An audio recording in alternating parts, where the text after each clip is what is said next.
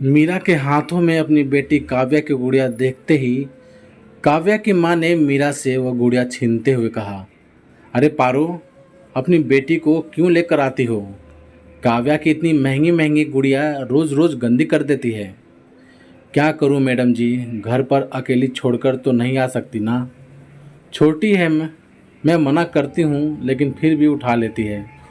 पारो ने अपनी बेटी मीरा को गुस्से में एक चांटा मार दिया।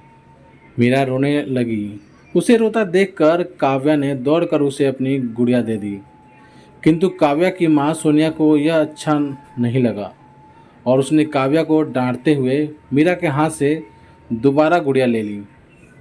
आज तो घर जाते वक्त पारो बहुत दुखी और थोड़ी नाराज भी थी। सोनिया का ऐसा व्यवहार उसे बार बार उसकी गरीबी और सोनिया के घमंड की याद दिला रहा था। फिर भी वह कुछ नहीं कर सकती थी।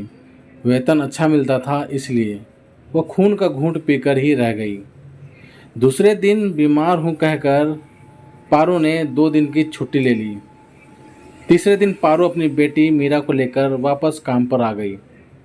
मीरा को देखकर काव्या बहुत खुश हो गई और दोनों साथ में खेलने लगी।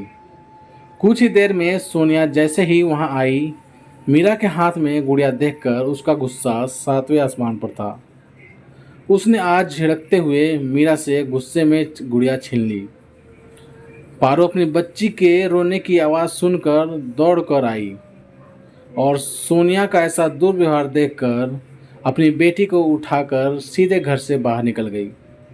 सोनिया ने आवाज़ दी, पारो रुको, लेकिन वो नहीं रुकी। उन दोनों के जाते ही काव्या ने अपनी माँ से कहा, मम्मा, आपने आज मीरा को क्यों डांटा? क्यों गुड़िया छीन ली?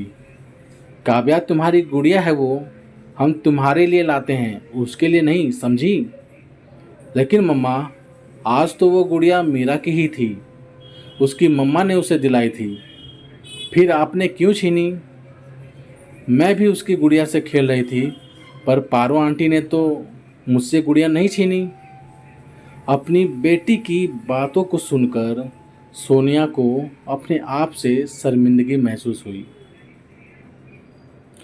तो प्यारे दोस्तों, आप सभी का इस छोटी सी कहानी के बारे में क्या राय है, प्लीज़ कमेंट करके हमें ज़रूर बताना। यदि ये छोटी सी कहानी आप सभी को पसंद आई हो तो लाइक करना, शेयर करना और चैनल पर नए हो तो चैनल को सब्सक्राइब भी ज़रूर कर देना। धन्यवाद।